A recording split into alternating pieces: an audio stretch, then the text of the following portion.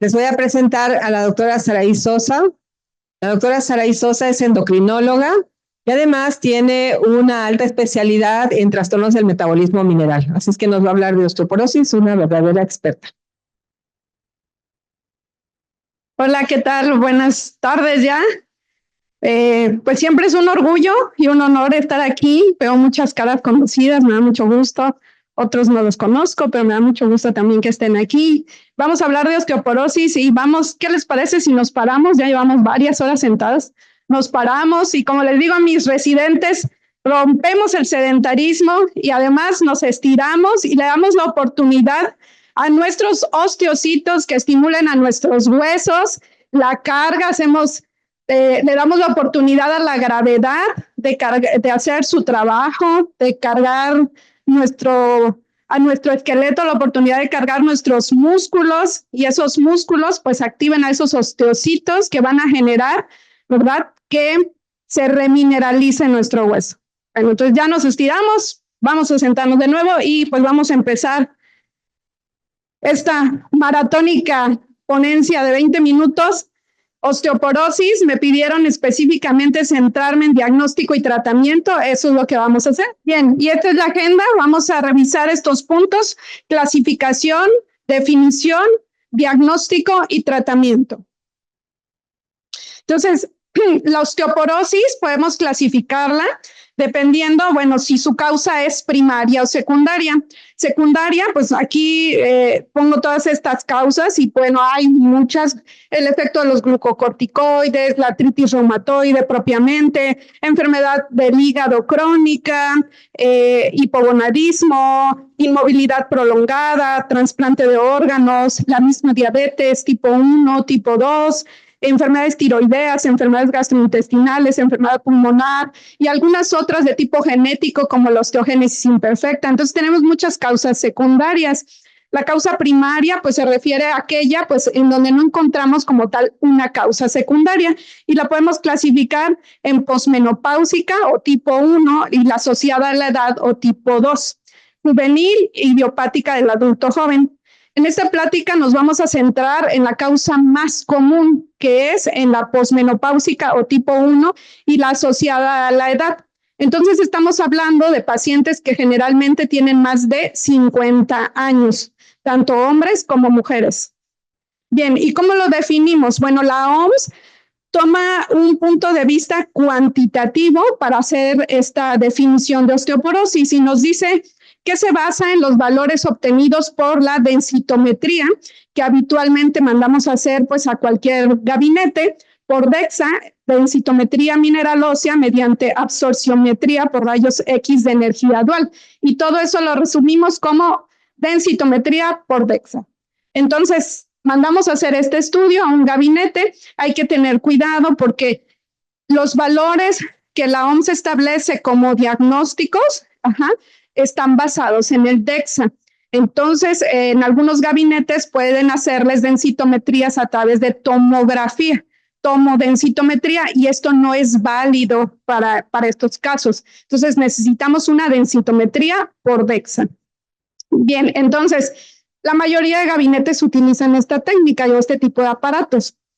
Entonces, definimos como osteoporosis a aquellos densitometrías donde se encuentra un T-score de menor a menos 2.5, osteopenia, valores que se encuentran entre menos 1 y menos 2.5, y valores normales mayores a menos 1.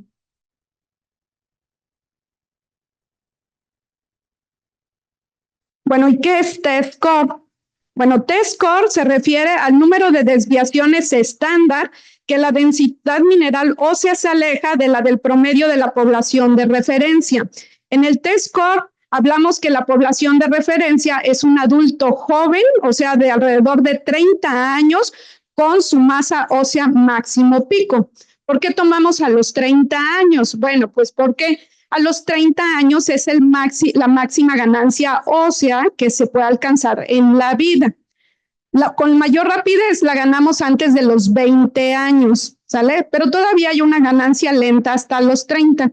A partir de los 30, pues ya solo hay pérdida. Entonces ahí échenle cuentas a ver como cuánto van perdiendo. Y si no hacemos ejercicio, si no cuidamos nuestra nutrición y tenemos pues, el aporte adecuado de vitamina D, de calcio, pues ahí váyanle echando cuentas, ¿sale? Pero bueno, antes de los 30 años vamos a obtener esta máxima ganancia ósea. Bien, entonces, este test score es útil en mujeres posmenopáusicas y hombres mayores de 50 años. Para el diagnóstico en menores de 50 años vamos a ocupar que es Z-score, ¿sale? Entonces, pero bueno, para fines de esta plática, pues vamos a estar ocupando el puntaje T.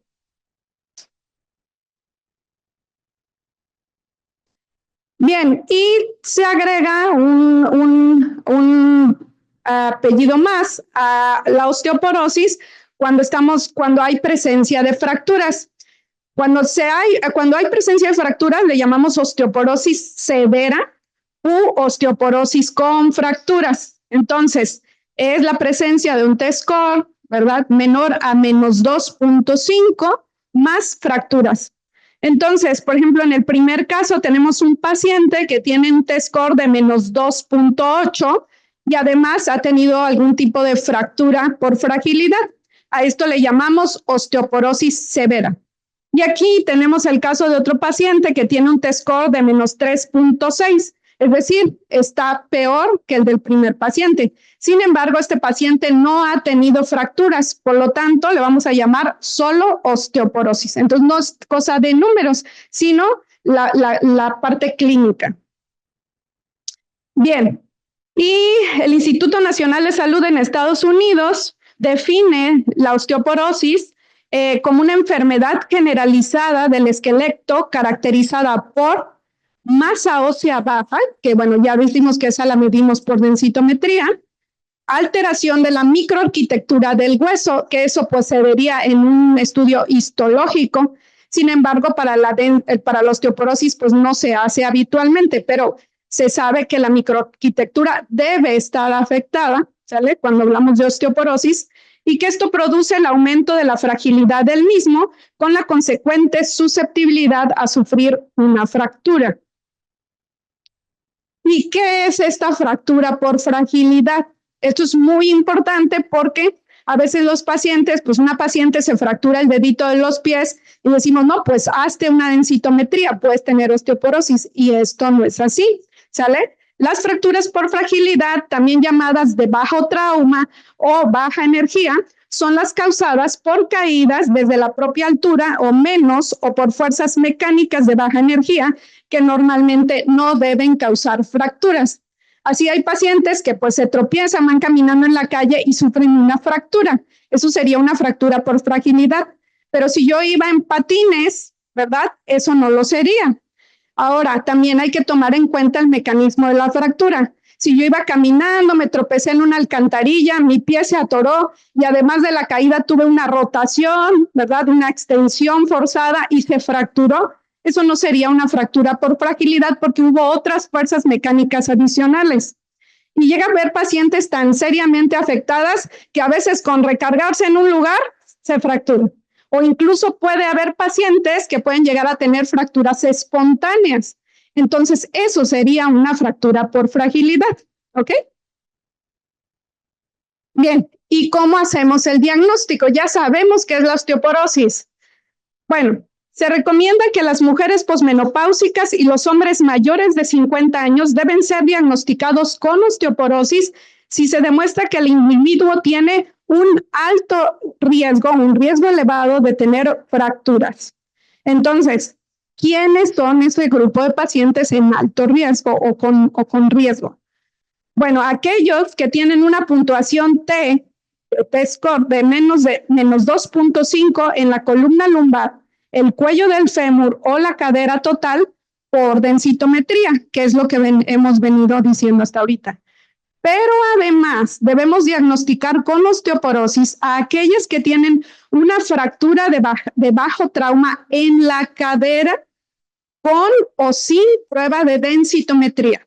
Pero estamos hablando solo de fractura de cadera. Las otras fracturas en otros sitios no aplican para este criterio, ¿sale? Entonces, Una señora, 80 años, se fracturó de la cadera, llega a urgencias y dicen, bueno, pues hay que atenderla, ¿no? ¿Tendrá osteoporosis? No, pues no tiene densitometría, no podemos hacer el diagnóstico. No es así. Ya dijimos que si tuvo la fractura de cadera, no la necesitamos, ¿sale? Bien, ahora, la osteopenia, ¿verdad? Que ya dijimos también los parámetros de T-score por densitometría. La osteopenia, que es ese T-score entre -1 y -2.5, más una fractura de bajo trauma, y ahí ya se incluyen otras, vertebral, húmero proximal, pelvis, y en algunos casos fractura distal del antebrazo, si fue de bajo trauma, pueden hacer el diagnóstico de osteoporosis, ¿sale?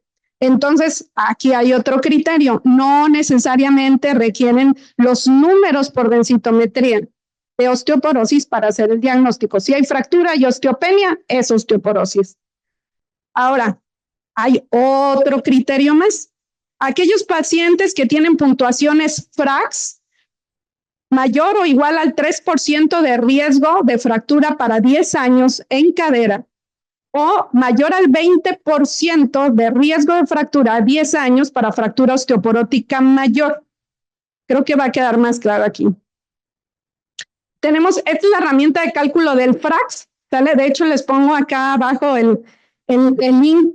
Esto lo pueden tener en línea de manera gratuita y pueden hacerse ustedes mismos el cálculo a sus papás, a su familia, a sus pacientes, a todos de manera gratuita.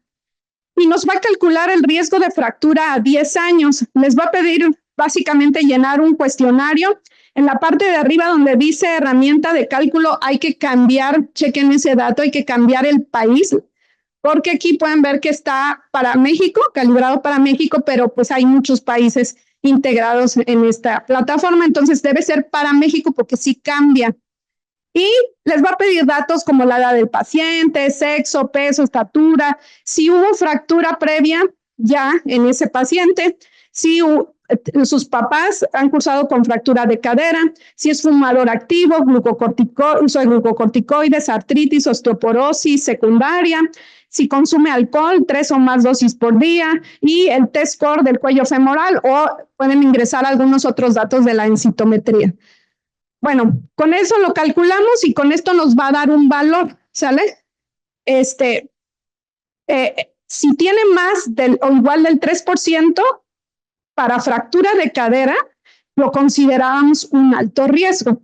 Si tiene más del 20% para fractura osteoporótica mayor, y esos valores se los da al realizar el cálculo, pues ya tiene un riesgo. Y entonces decíamos,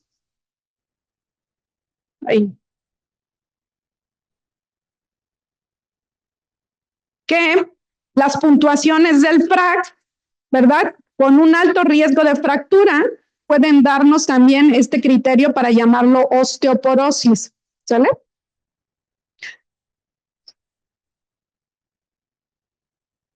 Les voy a hablar un poquito de FRAX Plus. FRAX Plus es una herramienta más reciente que ya incluye algunos detalles más para hacer el cálculo más exacto. Por ejemplo, si tiene diabetes tipo 2, que no está incluido en el FRAX, y cuánto tiempo ha durado la diabetes. Incluye otros factores como, por ejemplo, el T-score de la columna, que no incluye FRAX normal. La desventaja con FRAX Plus es que tiene costo. Entonces, ha habido pues diversas formas de promocionar, ¿no? De promociones del estudio, pero alrededor está costando unos paquetes, se los venden por paquetes de 50 o 100 cálculos y está costando alrededor de unos 30 pesos mexicanos cada cálculo, más o menos. Eso no lo hace tan accesible, pero FRAX, aunque no sea Plus, puede ayudar mucho a hacer este cálculo de riesgo. Bien, y entonces, ahí ando, tengo que regresar. Bueno, tipos de fracturas. Se sugiere limitar los tipos de fracturas para un diagnóstico de osteoporosis a estos sitios: cadera, columna vertebral, pelvis y en algunos casos la muñeca, debido a que el 70% de estas fracturas en estos sitios va a estar asociada a osteoporosis. El número proximal está incluido en el FRAX, así que también lo podemos tomar en cuenta. Y se requiere una prueba de densitometría que muestre osteopenia en la columna vertebral o en la cadera en todos los casos, pero ya dijimos que esa excepción es la fractura de la cadera. ¿Sale? Si hay fractura de cadera, no es necesaria la densitometría. Bien, entonces, no cuentan deditos de las manos, no cuentan dedos de los pies, no cuenta cara, ¿sale? No cuentan cervicales. A partir de 4 para arriba, no cuentan, ¿sale? Digo, sí hay fracturas, pero no para el diagnóstico de osteoporosis. Tratamiento. Tenemos tiempo todavía para el tratamiento. Bueno, entonces, puntos importantes del tratamiento, así como decía Adal Ramones, los 5 puntos importantes, bueno, creo que sí son 5 puntos, los 5 puntos. Primero, bueno, no tengo la batería aquí, se la imaginan. El primer punto, la osteoporosis es una enfermedad que dura toda la vida. No existe tratamiento curativo, ¿sale? Porque muchos detectan al paciente, le inician el tratamiento y como mejoran las cifras en la densitometría, le suspenden el tratamiento. Ven que está mejor y el paciente piensa que está curado y no vuelve a ir hasta que sufre otra fractura. Entonces, la osteoporosis no es curable, ¿sale? Es un tratamiento de por vida. Segundo punto. Aunque la densidad mineral ósea mejore, la osteoporosis tratada sigue siendo osteoporosis, ¿sale? Entonces, aunque mejorara a cifras de osteopenia o a cifras normales, nuestro diagnóstico no va a cambiar. Ni siquiera en nuestras notas decimos, a paciente con osteopenia. No, si tenía osteoporosis, desde el principio sigue teniendo osteoporosis, con mejoría, con buena respuesta al tratamiento, en rangos densitométricos de osteopenia, pero sigue siendo osteoporosis, ¿sale? Esto es muy importante también para las empresas, las aseguradoras. A veces cuando pasan a cifras de osteopenia, ya no quieren pagar los tratamientos, pero eso no es así, porque el paciente sigue teniendo osteoporosis con necesidad de tratamiento de por vida. Tercer punto. Los medicamentos dejan de funcionar cuando se suspenden, ¿sale? Algunos a más corto plazo, otras tienen mayor duración, como los bifosfonatos, ¿verdad? Pero todos pierden efecto al suspenderlos. Cuarto punto, la secuencia de la terapia importa. Sí importa porque esto nos permitiría aprovechar a lo máximo los medicamentos, obtener una máxima ganancia de masa mineral y por lo tanto, ¿verdad?, tener un menor riesgo a fracturas. Entonces, la secuencia sí importa, lo vamos a ver en un momento más. El tratamiento inicial debe ser individualizado, no todos los fármacos son iguales. Bien, y el tratamiento, aparte de todo lo que les hablaba, pues lo nutricio, ¿verdad? Sabemos que la formación del matriz mineral lleva pues el aporte de minerales como el calcio, el fósforo, el magnesio, la vitamina D. Necesitamos un adecuado aporte de calcio en el adulto, ¿verdad? Un aporte entre 1 y 1,200 miligramos al día es lo adecuado y esto se puede conseguir con la dieta. Sin embargo, hay pacientes que pueden estar limitados con ciertos alimentos y entonces tienen un menor aporte de calcio en la dieta. También puede pasar que con la edad se tiene una menor absorción y entonces los pacientes, a veces mayores de 75, 80 años, ya no pueden absorberla de la misma manera y pueden llegar a requerir un suplemento de calcio, pero no en todos los casos. Por eso es muy importante que cuando hicimos el diagnóstico de osteoporosis, también midamos en sangre calcio, fósforo, vitamina D, albúmina para corregir el calcio, o si tenemos acceso a hacer un calcio iónico venoso, pues se podría hacer, se podría completar. Si podemos hacer la calciuria, medir el calcio en orina, también lo podríamos hacer. Entonces, si tenemos acceso, si el paciente lo puede pagar, se puede hacer, a veces no es tan caro como creemos, pues nos ayuda a hacer un mejor diagnóstico y un mejor tratamiento para el paciente. Bien, hay que asegurar el aporte de vitamina D. Se considera que entre 400 y 800 unidades diarias de colecalciferol es las necesidades adecuadas, necesarias para cada paciente al día.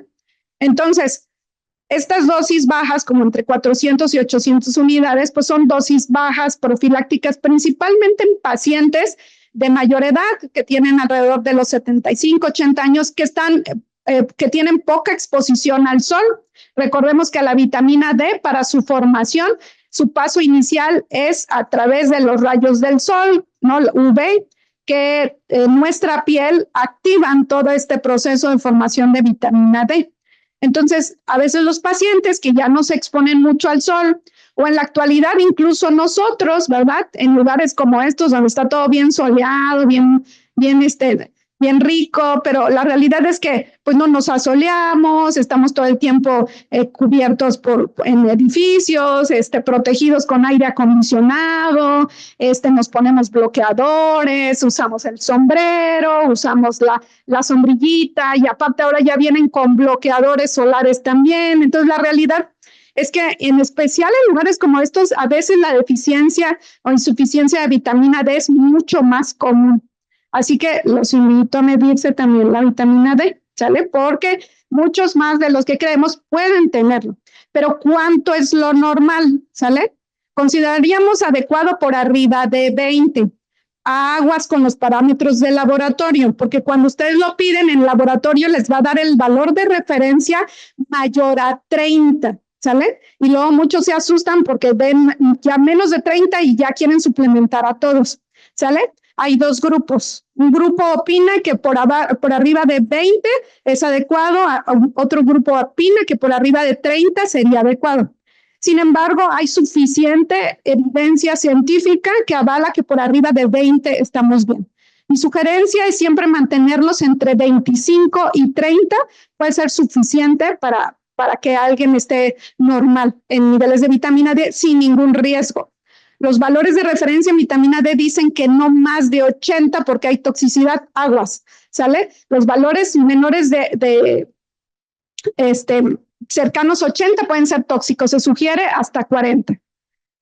Bien, entonces, parte del tratamiento, ejercicio, de estiramiento, fuerza, carga, bajo peso, ¿sale? Menos del 5% del peso corporal, prevención de caídas, por supuesto. El tratamiento farmacológico, pues les dejo esta tablita. Hay muchos medicamentos, contamos con medicamentos antirresortivos, medicamentos anabólicos. Tenemos los antirresortivos, bifosfonatos, denosumab, raloxifeno, los anabólicos como el teriparatide y el romosozumab, que son medicamentos más recientes. Romosozumab es el más reciente. La elección del tratamiento se puede hacer a través de estratificación de riesgo, de acuerdo a como lo sugieren las guías.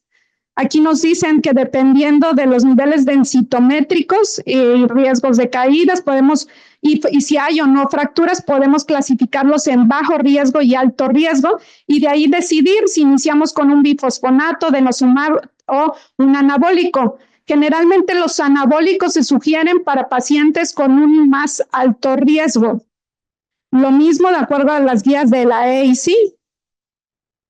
Esta es una tablita, sí le pueden tomar fotos si quieren.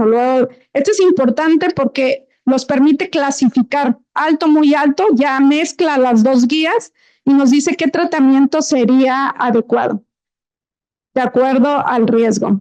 Sin embargo, la terapia secuencial es una manera de dar el tratamiento probablemente mejor, porque nos permite individualizar el tratamiento con mayor exactitud y obtener además una máxima ganancia de masa ósea. Recordemos que el sitio de fractura, de acuerdo a la edad, es variable.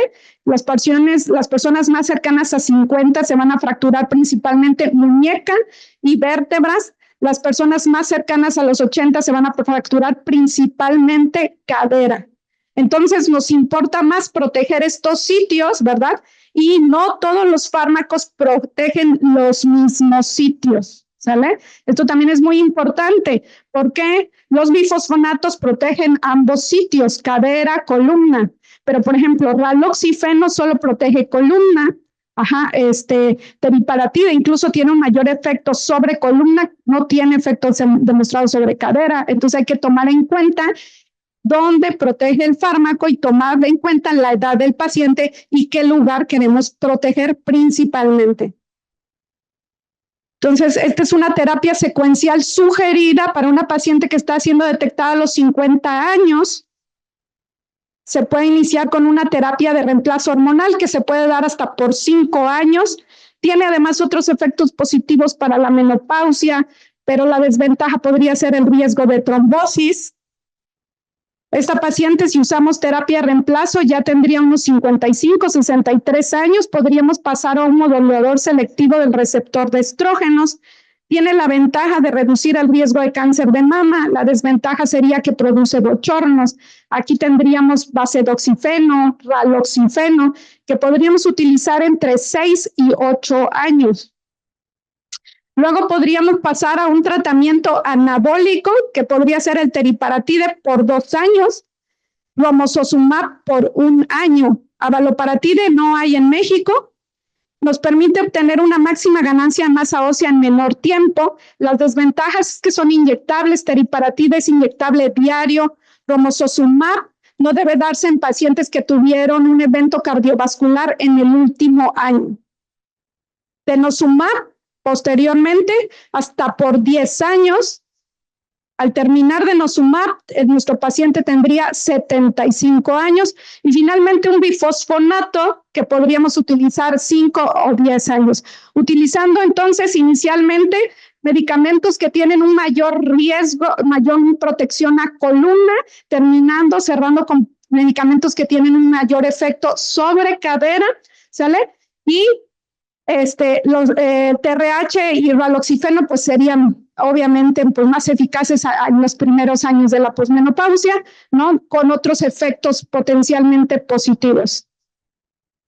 Nos permite individualizar. Si esa paciente no es candidata a TRH, podríamos empezar a partir de raloxifeno. Si tiene un riesgo aumentado para IBC o tromboembolismo, no sería adecuado, podríamos iniciar con un anabólico. Si tuvo un evento cardiovascular, nos lo saltamos, pasamos a denosumab, aunque sí podrían utilizar teriparatide. Y bueno, estas conclusiones son los 5 puntos de los cuales les hablé hace rato. Y finalmente cierro mi plática diciendo, bueno, ¿cómo queremos tener a nuestros pacientes? Si vemos la imagen, el hombre se ve derechito, ¿verdad? Caminando, incluso empuja a la señora en la silla de ruedas, la señora va en silla de ruedas, ambos probablemente de la misma edad, probablemente son una pareja, pero ambos terminaron muy diferente a esa edad. ¿Cómo queremos terminar nosotros, como la mujer o como el hombre? ¿Verdad? Hay que pensar en nosotros, en nuestros pacientes. Y esta imagen ya no debe ser algo habitual. Hace algunos años veíamos a nuestras abuelitas, a nuestras tías encorvaditas y decían, pues es que están viejitas, ¿no? Es normal. Esto no debe ser algo que debe pasar, ¿verdad? Porque podemos llegar a la vejez bien, ¿verdad? Íntegras. Esas columnas no se deben fracturar. Pues muchas gracias. Les dejo mi correo.